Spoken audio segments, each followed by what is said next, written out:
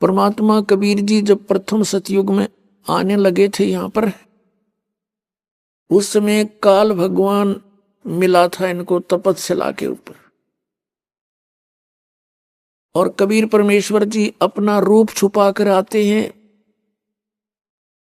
ये काल भगवान ज्योति निरंजन भी उनको पहचान नहीं पाता। इसलिए तो आदरणीय नानक साहिब जी ने कहा है कि फाई सूरत मुलुक की वेश, ए ठकवाड़ा ठगी देश, खरासियाना बोता बार, ये धानक रूप रहा करतार। ठगवाड़ा यानी ये सबको, किसी को पता नहीं चलने देता। सतलोक में भी यही खुद स्वयं विराजमान है, और यहाँ एक जुलाहे के रूप में भी ये स्वयं ही विद्यमान है। ए ठगवाड़ा ठगी देश। उस समय परमात्मा ने अपने पुत्र जोगजीत का रूप बना रखा था। काल भगवान ने देखा कि ये जोगजीत यहाँ कैसे आ गया मेरे लोक में, क्योंकि जोगजीत रूप में ही परमात्मा ने इस काल को सतलोक से निष्कासित किया था, 21 ब्रह्मांड समेत। किस कारण से कि इसने दुर्गा को, प्रकृति को बुरी नजर से देखा था और उसके साथ दुर्व्यवहार करने की कुचेष्टा की थी। दुर्गा ने अपनी इज्जत बचाने के लिए इसके पेट में शरण ली थी, और परमात्मा ने स्वयं इस जोगजीत अपने पुत्र के रूप में आकर के उसके पेट से लड़की को निकाला था, और कहा था कि सुन ले आदेश परमपिता का, निकल जा अपने 21 ब्रह्मांड को लेकर, ले जा सब प्राणियों को जो तेरे साथ आसक्त होकर आए हैं, यहां से 16 शंख कोश की दूरी पर चला जा। ऐसा ही हो गया। वचन होते ही तुरंत चल पड़े 21 ब्रह्मांड विमान की तरह, और सतलोक से 16 शंख कोश की दूरी पर आकर यहां चक्कर काटने लगे।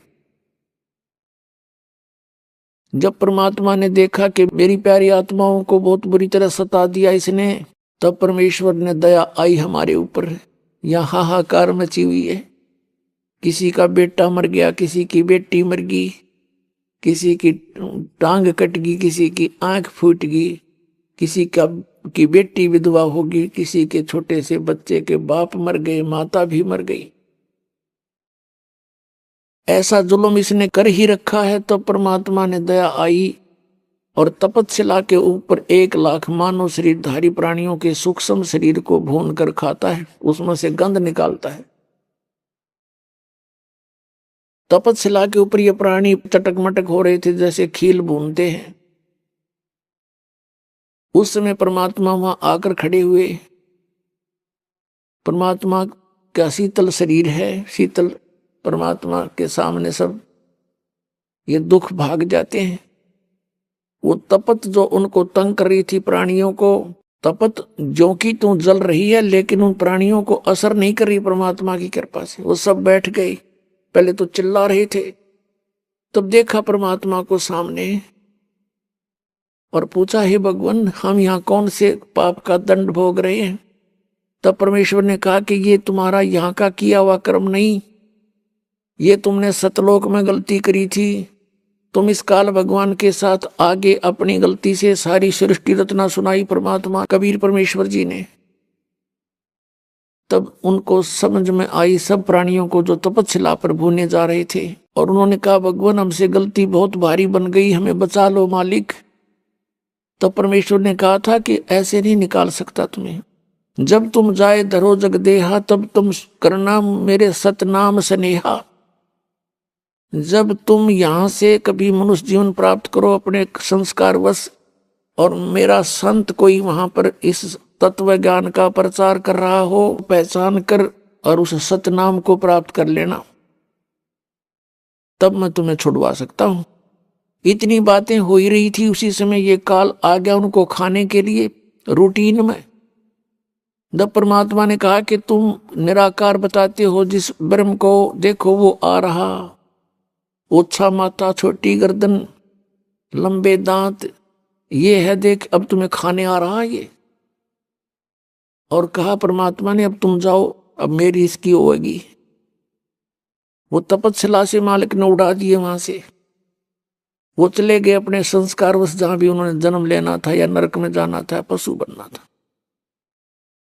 अब वो काल भगवान जो 21 ब्रह्मांड का स्वामी है, जो आपको हम सबको यहाँ पर घेरे हुए है, उसने देखा कि जोग जीत आज यहाँ कैसे आ गया। इसने मुझे सतलोक से भगाया था, आज इसने गढ़ूंगा कुटूंगा खूब, अपना बदला लूंगा। ये मेरे लोक में कैसे आ गया मेरी आज्ञा बिना। इस उद्देश्य से उसने कहा, जोग जीत तू यहाँ किस लिए आया? पहले तो मुझे ये बता, तेरे आने का कारण क्या है? पिताजी ने कोई आदेश दिया है तेरे को तो वो बता दे मेरे को। पहले तो वो संदेश सुना दे जो तू लेकर आया है, फिर आज तेरी खैर नहीं, तेरी देह ही तोड़ूंगा मैं, कुटूंगा तुझे। तूने मेरे साथ बड़ी बदतमीजी की थी, मुझे वहां से निष्कासित किया था। तब परमात्मा ने कहा, जोगजीत रूप में खड़े थे कबीर भगवान के ज्योत निरंजन, मैं आदेश पाकर आया हूं परमेश्वर का। यहां पर तूने इन प्राणियों की क्या दुर्गति कर रखी है? तेरे साथ ये आए थे, तूने ऐसा जुल्म तो नहीं करना चाहिए था इनके साथ। कोई कैसे दुखी हो रहा है, कोई किसी प्रकार। तो ये क्या कहता है कि मैंने तो परमात्मा के सामने कहा था, कोई जो जैसे कर्म करेगा मैं तो वैसा ही फल दे दूंगा भगवान, मैं अन्याय नहीं करूंगा। परमात्मा ने कहा कि तूने ही तो अन्याय करवा रखा सारा, तेरे लोक में न्याय नाम की चीज नहीं। और आदेश है परमात्मा का, मैं नीचे के लोकों में जाऊंगा और तेरा भांडा फोड़ के आऊंगा, कहूंगा ये भगवान नहीं है, ये तुम्हारा शत्रु है, तुम्हें खा रहा है, इसलिए तुम्हें मूर्ख बना रहा है, झूठे लालच में लगा रहा है। आज तुम माता पिता कहते हो ये मेरा बेटा है या मेरी बेटी है, ये मेरी कार है, ये कोठी है, 1 सेकंड में मृत्यु हो जाती है। तुम्हारा है कौन भोली आत्माओं, सोचो समझो कुछ। और परमात्मा ने मुझे एक ऐसा मंत्र दिया है, उस मंत्र को दूंगा और सब उस मंत्र का जाप करके, 2 अक्षर के मंत्र का, सतनाम का धनी होकर के ये फिर वापस आ जाएंगे, तेरे रोक के नहीं रुकेंगे।